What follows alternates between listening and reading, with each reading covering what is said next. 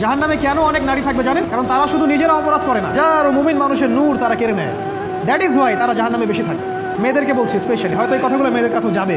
তাদের এই উদ্ধত মাথাটা আল্লাহর বিধানের সামনে আত্মসমর্পণ করতে চায় না, এই কারণে তারা জাহান্নামে বেশি থাকবে।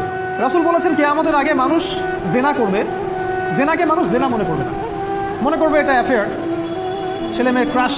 এখন নতুন শব্দ আসে কি, ক্রাশ।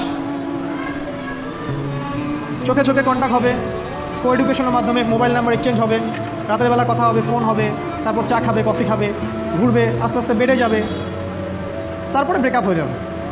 তাদের কাছে সিম্পল, এটা খুব সিম্পল, সিলি ব্যাপার। আর কোরআনের কাছে এটা কি? জিনা। এক কথায় কি? জিনা।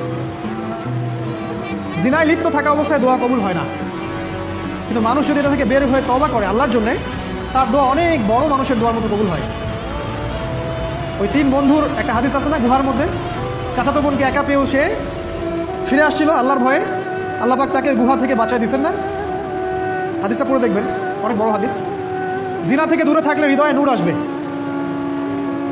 আপনি আমি যদি আমাদের চোখকে এই পর্যায়ে নিয়ে যেতে পারি যে কোনো গায়রে মাহরামের দিকে চোখ পড়লে আমরা নামিয়ে নিচ্ছি, তখন আপনি ফিল করবেন আপনার মনের মধ্যে নূর আসছে।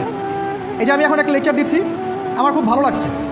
ঠিক রাস্তায় যেতে যেতে যদি আমি 8-10টা মেয়ের দিকে তাকাই, আমার এই নূরটা উঠে যাবে।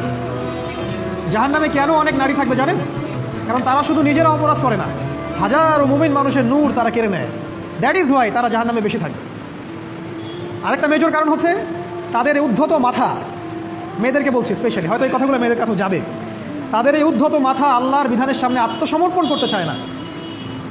তাদের এই উদ্ধত মাথাটা আল্লাহর বিধানের সামনে আত্মসমর্পণ করতে চায় না, এই কারণে তারা জাহান্নামে বেশি থাকবে। যে কোনো বিধান আল্লাহ তাদের সামনে বলেন, সব মেয়ের কথা বলছি না, ম্যাক্সিমাম বিভিন্ন যুক্তি তারা দিবে। সামি'না ওয়া আতা'না এই পর্যায়ের না, যুক্তি দিবে। পর্দা করলে কি এখন কেমন করে চাকরি করব, পর্দা করলে কেমন করে পড়াশোনা করা যায়, এখন তো যাইতেই হচ্ছে, কিছু তো করার নাই, বিভিন্ন যুক্তি, হাজারটা যুক্তি তারা দিবে। কে জানি তাদের ব্রেনটাকে পুরো ওয়াশ করে ফেলছে। আমি আপনাদেরকে বলছি কে করেছে? এটা করেছে স্বয়ং দাজ্জাল।